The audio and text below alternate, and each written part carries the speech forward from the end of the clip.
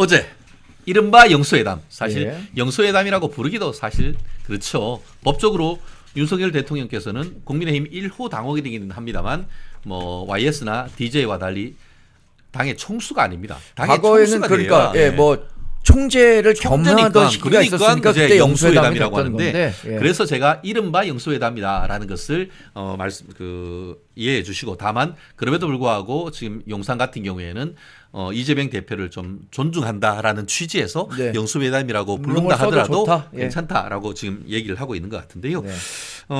어제 영수회담 총정리를 한번 한다고 하면은, 총평을 한다고 하면은 정광재 대변인께서는 어제 어떻게 네. 보셨나요? 한 줄로 말씀드리면 희망과 아쉬움이 교차했다. 이렇게 말씀드리겠습니다. 그러면 희망이 뭐고 희망. 아쉬움이 뭘까요?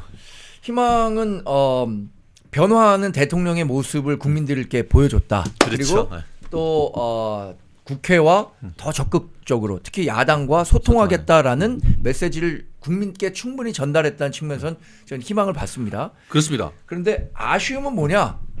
와, 민주당이 이렇게 자기네 힘자랑을 대통령실까지 가서 할 줄은 몰랐어요. 힘자랑이란 뭐냐면 어제 뭐 우리 최 변호사께서는 예상을 했던 것처럼 A4 몇 장입니까? 14장? A4 18장. 15장인가요? 14장인가요? 어. 이게 이만큼의 분량 15분간 쭉 읽었는데 그 얘기 하잖아요. 야, 윤 대통령 대단하시다. 네. 그거 읽는 동안 네. 뭐 아마 우리 그 멸콩 TV 시청자 여러분은 아마 그럴 겁니다. 나라면 암 걸렸겠다. 아니 근데 그 그런 얘기 하실 것 15분 같아. 예. 읽는 동안에 나중에 이제 얘기 잘 들었다라고 윤석열 대통령이 말씀하시잖아요. 근데 목이 잠겨갖고 목소리가 안 나올 정도예요. 네. 얼마나 속으로 어디까지 듣고 있어야 되나. 그러나 그래도 고개들 그런, 끄덕끄덕 하시고. 그 예. 인내. 예. 내가 초청해서 온 그렇죠. 손님이니까 예. 손님이 먼저 하는 손님부터 소리, 말씀하는 게 네. 맞죠라고 하시죠. 뭐 그 부분에 예. 대한 아주 인내하는 모습을 보여주신 거 아주 좋았다고 생각하고요. 여튼 그 아쉬움이라는 건 이런 겁니다. 앞으로 22대 국회가 21대 국회보다 더 폭주할 거다. 그래서 이 거대 야당을 상대로 우리가 어떻게 협치라는 이름으로 국정 동력을 살려나갈 수 있을 것인가.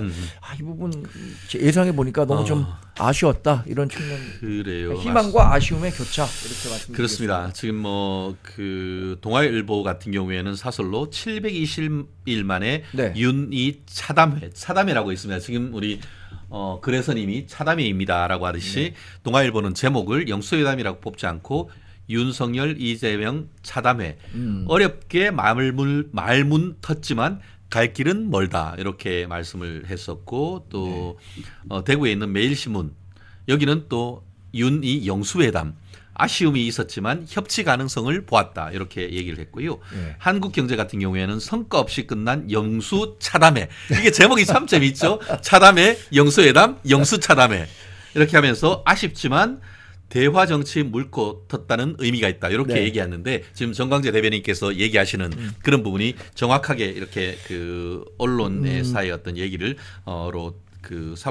어떤 사설의 제목으로 나오는 것 같습니다. 제가 언론사에 이제 한 23년간 있었는데 저라면 물론 뭐 우리 회사의 정반적인 기조를 기조. 생각하지 않을 수 없겠지만 가장 뭐 객관적인 제목은 성과 없었던 차담회 뭐 여기에 그렇죠. 가지 않을까 싶은데 예. 그럼에도 불구하고 두 사람이 아까 720일 만에 만났다고 했잖아요. 국민들은 그래도 대통령이 이재명 대표를 만나는 것을 자체로. 원했을 그렇죠. 것 같아요. 예, 그거를 맞습니다. 수용했다는 측면에서는 저는 윤석열 대통령의 이 통큰 수용 결정이 있었다고 보고, 전반적인 뭐 오늘도 제가 어디 KBS 라디오 가서 말씀드렸습니다만 전반적인 성과가 누가 더 컸냐. 저는 대통령이 이런 통큰 변화를 보였다는 측면에서 큰 의미가 있었던 차담이었다고 생각하고요. 이재명 대표는 뭐 이런 건 있었을 것 같아요. 자기 지지자들을 상대로 한 메시지 전달. 내가 대통령 만나서 이 정도 얘기는 하고 왔다라는 것들 그렇죠. 포장하는 데는 뭐 의미는 있었다고 봅니다. 그렇습니다. 이재명 대표도. 그게 그 한국일보 같은 경우에는 뭐 좀 중도적 그 신문이라고 할 수 있는데, 제목을 서로 할 말만 한 네. 윤이 협치 불신은 살려라 이렇게 얘기를 했고요. 그러면서 이제 남은 임기 3년간 여소야대 구도하에서 거대 야당의 협조는 국정 운영에 필수적이다. 네. 자주 만나야 야당과 신뢰도 쌓이는 법이다라고 지금 한국일보는 얘기를 했는데요. 한국경제 같은 경우에는 또 약간 또 다른 측면에서 민주당에 좀 쓴소리를 좀 했던 내용이 있었던 것 네. 같습니다. 민주당의 태도 변화가 절실하다. 네. 그러면서 이 대표가 다수 의석을 앞세워 힘자랑을 제기한다면 어렵게 만든 대화 분위기는 한순간에 물거품이 될 수밖에 없다. 한국경제 화이팅! 아 그렇습니다. 어휴, 그러면서 한국경제가 아주 뭐 논설에서 아주 잘 써주셨네요. 한국경제 했어요. 네. 아, 우리 매경도 이렇게 써줬어야 되는데. 그럼요. 총선 민심이 국정 운영 기조 전환을 요청한 것은 분명하지만 민주당의 입법 폭주에 대한 면허는 아니다. 라는 맞습니다. 걸 분명히 했다. 이렇게 했다는 제가 거죠. 보니까 요새 그 국회 내에 이제 대관을 하는 분들이 있잖아요. 대정부 업무, 맞아요. 대국회 업무. 이분들이 굉장히 고심이 많아요. 네, 왜냐하면은 힘들어. 일단 민주당은 친기업 정서가 없어요. 반기업 그러니까. 정서가 팽배해요. 아주 힘들어. 예. 아니 그럼 뒤에서는 다 받을 거 받으면서 받을 거 다. 앞에서는 아야. 그러니까 제가 생각엔 민주당의 그 전형적인 전술은 뭐냐면 표리부동. 앞에서는 야 그러니까 잘해. 그럼 굉장히 고압적이에요. 근데 뒤에 가서는 그러니까 나한테 잘해야지. 그렇지. 이런 식으로 가는 것과 강해서 거의 협박. 대관하고 기업체에 있는 분들이 굉장히 지금 스트레스가 높아 있어요. 사실 요새 기업 환경이 좋지가 않거든요. 가장 최근에 통과시킨 그 민주당 단독으로 통과시킨 가맹점법 관련해서도 그렇죠. 예. 이게 여러 가지 그 독소 조항들이 있기 때문에 그렇죠. 우리 당으로서는 그 동의해 줄 수 없는 거고 어쩌면 대통령도 이제 거부권 행사할 수밖에 없는데 그럼에도 불구하고 자기네들이 지금 원하는 내용이라고 해서 무조건 힘자랑해갖고 넘기고 있는 거 아니에요? 그렇죠. 이 과정을 보면서 남은 4년 정말 기업들이 어렵겠다 이런 생각하고 맞습니다. 예. 기업들이 어렵다는 거는 일자리 줄이고 일자리 줄고 세수 안 감소하고 들어오고. 네, 뭐 경제가 제대로 돌아갈 수 없는 건데 이런 기본적인 경제 원리조차도 제대로 이해 못하고 있는 민주당이 뭐 이 힘자랑만 계속한다면 우리 정부 앞으로 더 힘들어질 수밖에 없어서 아까 희망과 아쉬움이 겹친다는데 너무 아쉬운 부분 아쉬움이 사실 이런저런. 굉장히 많죠. 예. 사실 제가 저도 어제 월요일 날은 변호사가 굉장히 사실은 바쁩니다. 주말 동안 의뢰인분들이 하고 싶은 말 꾹꾹꾹꾹 참았다가 예. 월요일 날 무지하게 전화를 줍니다. 그리고 회의를 굉장히 많이 잡아가지고 저도 오후 2시부터 4시 한 16분까지 있는 이 영수회담 저는 되게 관심이 많았었는데 네. 내내 회의하고 하다가 그렇구나. 나중에 이제 업무 다 마치고 회의 다 마치고 한 7시쯤 돼서 이제 우리 인터넷을 딱 봤더니만 이게 뭐 한 2시간 한 15분 남짓 예. 그러니까 그 얘기를 했고 이재명 그 대표가 A4 용지를 읽어서 이거 봐라 내가 얘기하는 거 딱 맞았네. 얘기를 쭉 보고 제가 한 8시 정도에 잠깐 제가 사무실에서 영수회담 전체에 대해서 제가 한 3, 4분 정도 짧은 제가 그 형식 그리고 내용 이게 뭐 지금 빵 터졌다면서요? 네, 지금 뭐 유튜브에서. 아마 오늘 잘하면 10만을 넘어가지 네. 않을까 싶은데요. 제가 어떻게 본 그 절차적인 부분에 있어 가지고는 독대가 있지 않을까? 그 부분이 있었는데 얘기가 바로 나왔더만요. 독대는 없었다. 네. 예, 그렇게 하고 내용 부분에 있어 가지고는 여러 가지가 얘기했지만 저는 크게 한 3가지 정도. 하나는 지금 뭐 전 국민한테 뭐 25만씩 뿌린다고 하는데 그거를 윤석열 대통령께서 어떻게 대응을 하셨는지 또 그리고 이른바 3대 특검법과 관련해 가지고는 어떻게 요청을 했고 그거에 대해서 어떻게 바랐는지 또 나머지 지금 사실 국민의힘 같은 경우에 그 정부 같은 경우에는 총리 문제가 있잖아요. 총리 인선. 총리와 관련해 가지고는 좀 뭔가 얘기가 그런 인사의 문제는 다 같은 데서 얘기하기는 쉽지 않잖아요. 네, 그렇죠. 그게 어떻게 보면은 독대의 현실적인 어떤 의미가 어떤 그 총리 인선과 관련된 협조 이런 부분이 있지 않을까 싶었는데 독대가 없었다는 말은 결국 인사 특히 우리 그 국무총리 인사와 관련되는 논의는 없다라는 것을 우리가 그 정책적 함의를 볼 수가 있었던 것 같고 특검법과 관련해 가지고는 최상병 특검법 그리고 또 이태원 참사 특검법은 얘기를 했지만 우리 김 여사에 대한 특검법은 직접적으로는 얘기하지 않고 가족 관내 어떤 의혹에 대해서는 어떻게든 해소해 달라는 우회적으로 얘기를 네. 했지만 실제로 그런 부분은 얘기가 되지 않았다는 점에서는 네. 우리가 그 윤석열 대통령이 사법 리스크, 윤석열 대통령 쪽의 사법 리스크 부분을 상당 부분 줄였다라는 그런 어떤 그 맥락이 좀 읽혀지는 부분이 있고, 아까 얘기한 것처럼 지금 인플레이션 때문에 민주당은 뭐 파가 어떻고 사과값, 지들이 언제 사과값, 네. 언제 파값 가지고 그렇게 관심이 있었어요. 제가 농민의 아들로서 예. 정말 저희 3월 달만 되면 사과값이 폭락해가지고 제가 예. 진짜 저희 운전해 가면서 사과 팔로 다녔던 사람이에요. 제가 그때는 아무 관심이 없다가 지금 이 문재인 때 뭐 천조 빚을 내 가지고 돈 뿌려 가지고 지금 인플레이션이 생겼는데 그것 좀 어떻게 윤석열 대통령이 긴축 재정으로 해서 민생 안정시키려고 하는데 13조 또 풀자고 했는데 그거에 대해서는 윤석열 대통령께서 차근차근 또 설명을 하셨다고 하더라고요. 저는 뭐 아까 독대 얘기를 하셨는데 제가 독대와 관련해 갖고는 굉장히 하면 안 된다라고 생각했고 많은 분들도 독대가 있어서는 안 된다라는 메시지를 줬었던 것 같아요. 왜냐하면 일단 이재명 당대표와 1대1로 만나서 얘기를 한다 그러면 일단 이재명 대표는 중대범죄 혐의자라는 정체성이 있어요. 우리 그런데 댓글에 뭐 계속 네. 줄줄이 그 얘기십니다. 그래서 네, 이재명 구속이 답입니다. 네네. 그 범죄자가 자기 죄 무마하려고 몽둥이 가지고 협박하는 꼴입니다. 이런 얘기를 하고 있어요. 그래서 진짜. 그 단독 회담은 안 된다라고 생각했고, 근데 또 다행히 또 민주당이 알아서 단독 회담 안 하겠다 이렇게 얘기하더라고. 맞아요. 그래서 야 한숨 덜었다 네. 이렇게 생각했고, 단독 회담이 우리 그 국민들이 봤을 때는 뭐 정치적 야합이나 우리 대통령은 그러지 않은데 그렇게 비춰질 수 있기 때문에 그렇죠. 굉장히 뭔가 반대했었고, 부탁하는 그런 또 모습으로. 하나는 네. 이런 말씀들을 하신 분들이 있어요. 단독 회담 하더라도 반드시 녹음해야 된다. 이재명은 합니다. 이재명은 거짓말을. 거짓말합니다. 이재명은 합니다. 뭘 거짓말을. 거짓말합니다. 그렇기 때문에 단독 회담 절대 안 된다고 아. 생각했는데 저 안 돼 갖고 뭐 이러지는 않았다니까 다행이고. 그러나 이제 이런 신뢰관계가 조금이라도 더 쌓인다면 다음에 뭐 국회에서 한번 만날 수도 있지 않겠느냐라는 말씀을 하셨잖아요. 뭐 사랑제에서 만난다 뭐 이런. 그때는 지금은 차담을 했지만 다음에는 뭐 반주를 겸한 뭐 만찬도 좀 생각해 볼 수 있지 않을까.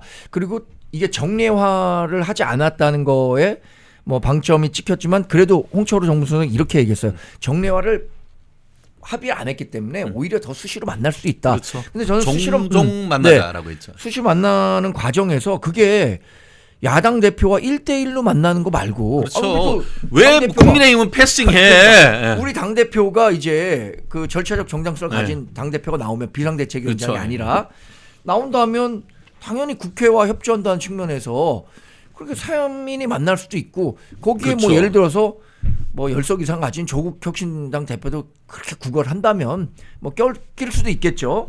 그러나 뭐 만찬을 하는 과정에서 뭐 이런 그 비정치적인 얘기들이 오고 가서는 안 되겠다 이런 생각을 했습니다.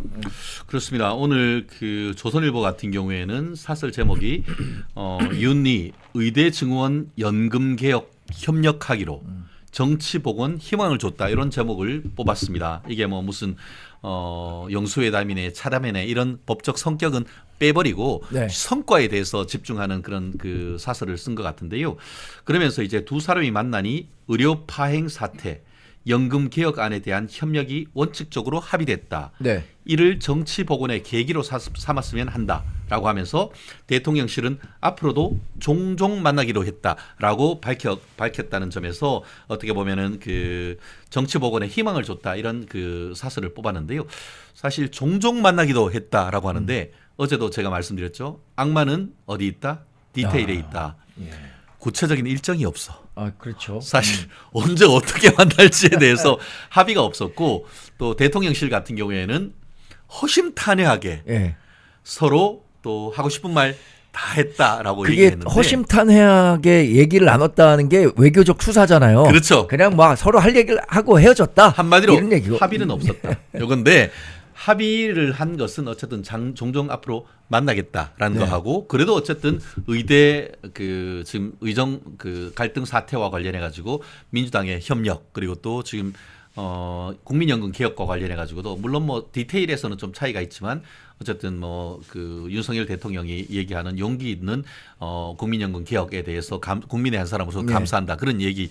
어쨌든 그 이재명 대표가 그 A4 용지를 읽는 동안 저도 들으면서 야 진짜 정말 무슨 고구마 먹는 듯한 그런 느낌이었습니다만 용어는 굉장히 윤석열 대통령을 존중하는 그런 네. 말은 굉장히 많이 썼다는 점에 있어가지고는 뭐 어쨌든 그 이재명 대표가 윤석열 대통령을 존중하려고 하는 적어도 그런 모습은 외형적으로는 좀 보인 것 딱 같아요. 한 두 가지 정도는 그렇게 이재명 대표에게 점수를 줄 수도 있다고 생각해요. 또 하나는 뭐냐면 김건희 여사와 관련한 얘기를 한 게 아니라 가족과 관련한 얘기를 했다는 애둘러서, 거는 예. 뭐 윤 대통령을 하나 배려했다고 그렇죠. 생각이 들고요. 또 하나는 의료개혁과 관련해서 의대 정원 문제 이거에 대해서는 원칙적으로 지지한다라는 그렇죠. 예. 명확한 신호를 준 거는 예, 예. 저는 뭐 이재명 당대표가 어느 정도의 역할을 했다고 생각합니다. 왜냐하면 의대 정원 문제에 관련해서는 이 의사단체들이 자칫 민주당을 지렛대 삼아서 이걸 정쟁화시키고 그렇죠. 예. 민주당을 이용해 갖고 이걸 이제 국회에서 아니면 여러 가지 경로를 통해서 자신들에게 유리한 쪽으로 여론을 만들어갈 수도 있는데 이 부분과 관련해서 우리도 의대 정원 확대에 대해서는 동감한다라고 한 거는 의사단체들에게 명확한 정치권의 메시지를 그렇죠. 전달했다는 그렇죠. 측면은 의미가 있다고 지금 생각합니다. 그 그레서님 같은 경우에는 윤 대통령 아주 똑똑한 사람이에요. 쉽사리 죄명의 말에 놀아나지 않을 겁니다. 예, 맞습니다. 저도 그렇게 생각을 하고요. 서울법대 나와서 검찰총장까지 하신 분입니다. 그렇기 때문에 윤 대통령의 어떤 판단을 많이 우리가 신뢰를 하고 믿어주고 힘을 실어주는 것은 분명히 필요한 것 같습니다. 사실 우리 댓글에서 민심은 그 범죄자 만나는 게 무슨 의미가 있냐 이런 얘기를 하는 거 저도 100번 이해를 합니다. 저도 네. 법조인 아닙니까? 제가 보았을 때 저도 이제 대법원 양형위원회에서 이 양형 기준을 제가 한 5년 동안 만드는 실무를 했던 사람입니다. 네.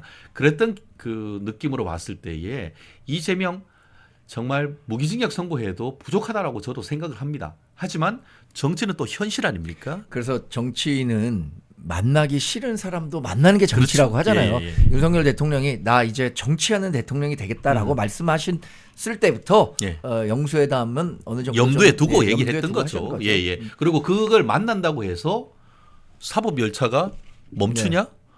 정치는 정치 트랙으로 가고 사법은 사법 트랙으로 가는 거잖아요. 맞습니다. 네. 정광재 대변인 의대 정원 말씀 짝짝짝 하셨는데 저는 저희가 사실 학교 다닐 때 있잖아요.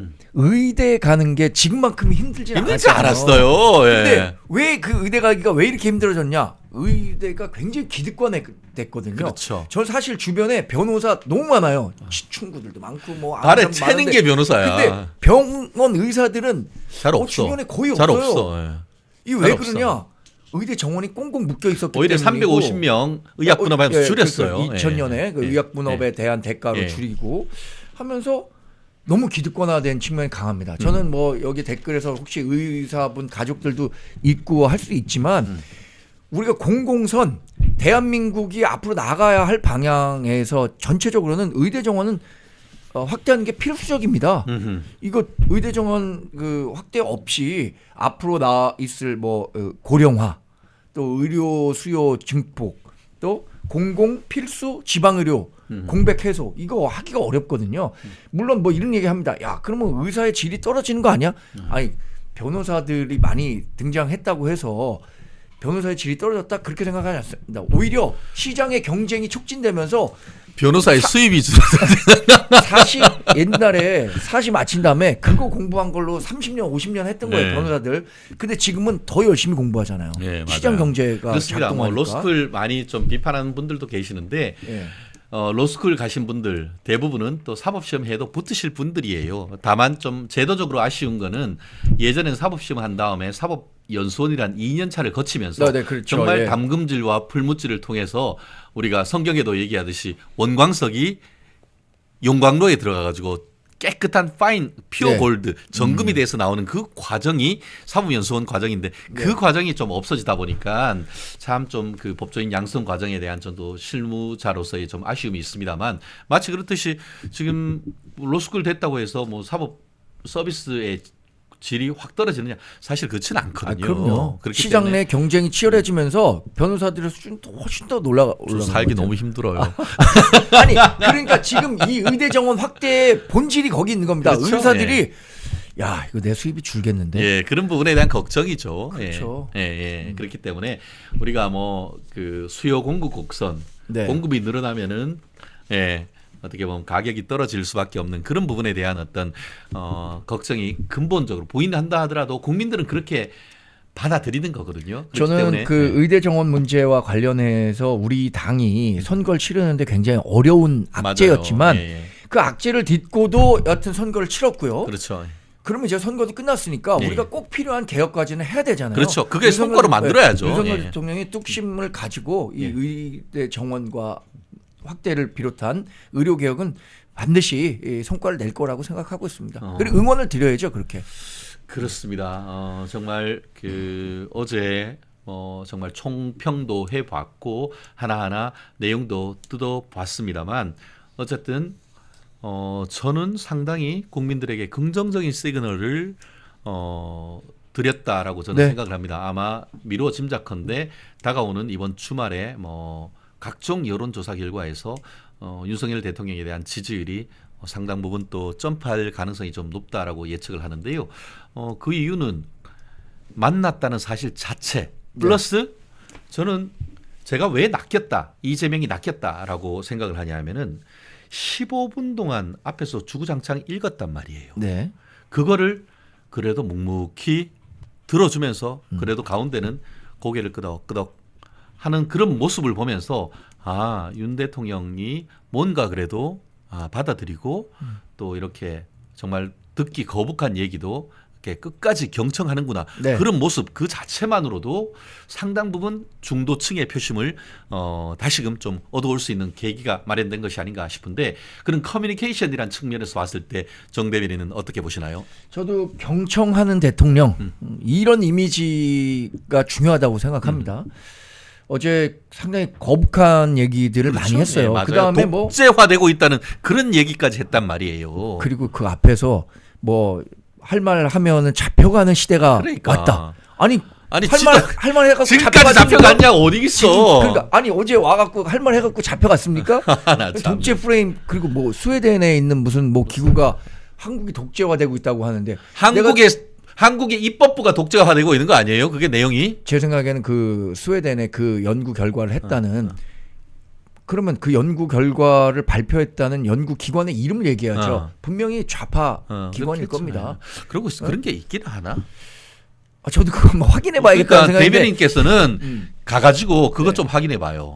근데 당에서. 그게 매체에 외신에 보도가 된 건 그러니까 외신에 보도됐다고 그걸 다 믿으면 안 된다고. 그 연구 결과를 낸 연구 기관이 분명히 이 좌파 연구기관일 거다. 한국에도 많잖아요. 그러니까 예를 좌파 들어서 연구기관이라도 오케이라고. 그 근거가 뭔지를 치열한 그 어떻게 보면 그렇죠. 정신으로 기자 정신으로 그리고 또 국민의힘 대변인단 공보단에서 그게 뭔지를 완전히 사차치 파가지고 그 맹점을 국민들에게 알리는 그 정도의 노력이 있어야 그 정도의 집요함이 있어야 민주당을 이길 수 있다고 저는 생각을 해요. 알겠습니다. 제가 이거 한번 파악해갖고요. 다음 예. 방송에 이거 어떤 거였는지. 그런 정신이 필요해. 여하튼 그 뭐 할 말 하면은 잡혀가는 시대 뭐 이런 얘기를 한다는 거는 대화에 초청한 사람 앞에서 할 얘기입니까 그게?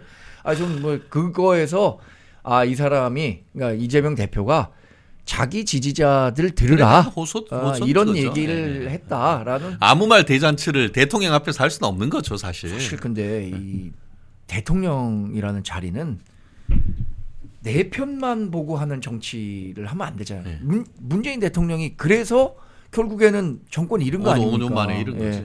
그러니까 내 편만 하는 정치가 아니라 이재명 대표도 나라의 미래를 더 생각하는 그런 정치인으로 거듭나기를 좀 기대해 봐야죠. 이 기대가 난망한 측면이 있겠지만 말이죠. 그렇습니다. 벌써 하다 보니까 9시 53분을 지나고 있는데요. 네. 우리 댓글을 한번 볼까요? A4 읽는 리재명. 제가 그랬습니다. 제2의 문재인. 뭐 이렇게 얘기를 했었는데 그런 말씀을 또 페퍼민트님이 하고 계시고 믿음님 사법부는 뭐 하십니까? 속 터지겠네. 저런 범죄당 일찍 하는 분들 우리 선한 국민들 우론하고 지배하라고 얘기를 하시면서 언론 개혁도 확실하게 합시다라고 했고요. 믿음님 또 범죄당 꼴보기 쉬워 유학 준비하고 있습니다. 어떤 분은 뭐 이민 가고 싶다라는 네. 분도 계셨는 것 같은데 그렇습니다. 또 그래서님은 죄명이 쫄았습니다. 라고 얘기를 하고 있는데요.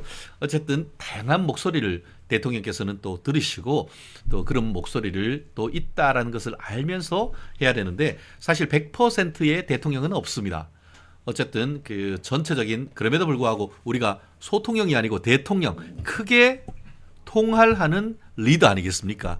그런 부분을 가지고 어떻게 보면 이재명 솔직히 정말 검찰적 시각, 법조인적 시각에서 보면은 정말 말도 안 되는 거죠. 그렇지만 네. 윤석열 대통령은 이제는 법조인을 넘어서 나라의 가장 큰 리더로서의 대통령입니다. 그렇기 때문에 그런 자리에 있다는 사실을 우리 멸콩TV 시청자 여러분께서는 이해해 주시고 아까 앞에서 그러셨잖아요. 윤 대통령 현명하신 분이십니다. 네. 거기서 불러서 얘기 듣고 한다고 해서 그 말에 쏘가 넘어가지 않습니다. 그리고 또 그 뒤에 든든한 우리 정광재 대변인을 비롯한 또 국민의 힘이 있기 때문에 서로 힘을 합치면은 또 이 어려운 또 22대 국회 여소야대도 뛰어넘을 수 있지 않을까 싶은데요. 그러니까 끝까지 지지해 주셔야 돼요. 그래요. 그러니까 네. 윤석열 정부가 이제 3년 남았잖아요. 3년 동안에 아직도 3년 남았는 겁니다. 네. 국정 동력을 충분히 만들려면 지금 여소야대 국면에서 이 국민적 여론이 필요하고요. 또 핵심 지지층들이 야 이게 꼭 필요한 과제니까 다소 불편, 어려움이 있더라도 이 지지해주는 그런 응원이 꼭 필요하다고 생각합니다. 저는 뭐 웰컴TV 시청자 여러분들이 그 핵심에 있다고 생각하고요. 그렇습니다. 근데 이게 또 여의도는 여소야대인데 네. 우리 서울시 의회로 가면은 네. 여대 야소예요. 그렇죠. 거기에서 네, 약간 네. 코미디 같은 일이 벌어지고 있다는데 네. 이게 또 무슨 말이죠? 사실 21대 국회, 22대 국회에서 지금 민주당이 힘자랑하고 있잖아요.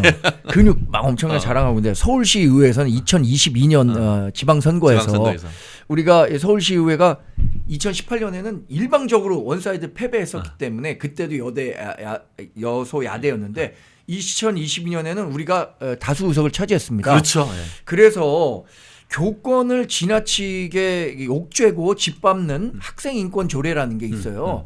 이거를 폐기하자라고 해서 우리 국민의힘이 중심이 돼서 이걸 폐기했습니다. 근데 민주당이 뭐라 그랬냐? 이 민주적이지 않고 다수당의 폭거다. 반민주다.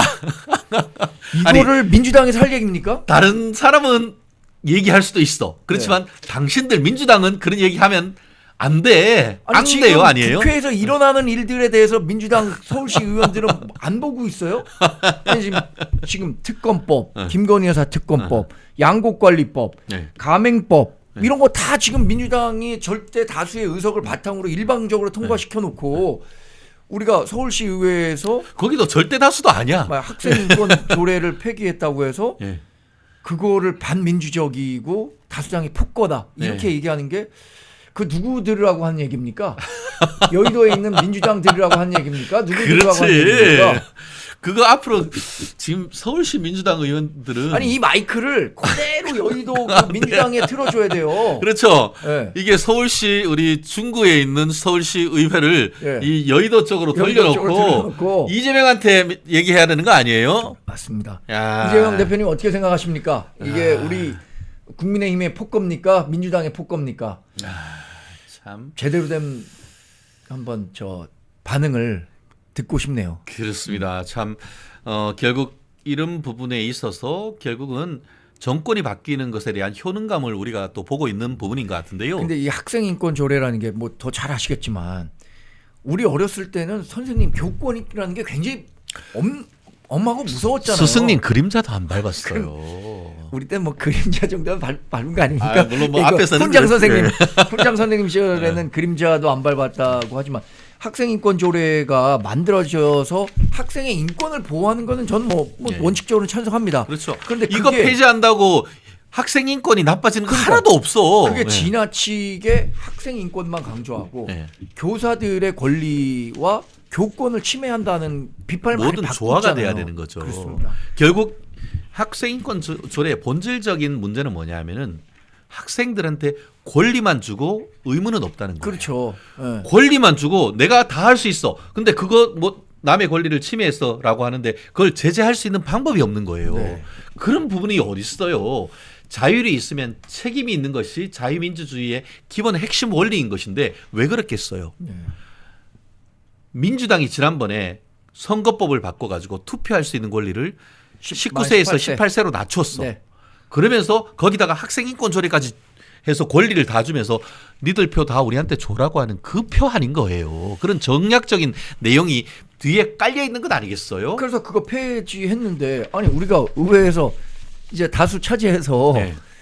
그 우리의 방향과 맞지 않다. 그래서 교권을 좀 더 강화하는 조치가 필요하다. 강화라기보다는 네. 균형을 맞춰주는 네, 거죠. 그렇죠. 네. 그게 비정상의 정상화를 해주는 거라고 보는 것이 맞겠죠. 그런데 그거를 했다고 해서 반민주적 폭거라고 하는 것은 민주당이 자기네 그 사람들에게 해야 할 얘기를 우리에게 하고 있다. 이게 민주당이 갖고 있는 표리부동과 내로남불의 전형이라고 볼 수 있겠습니다.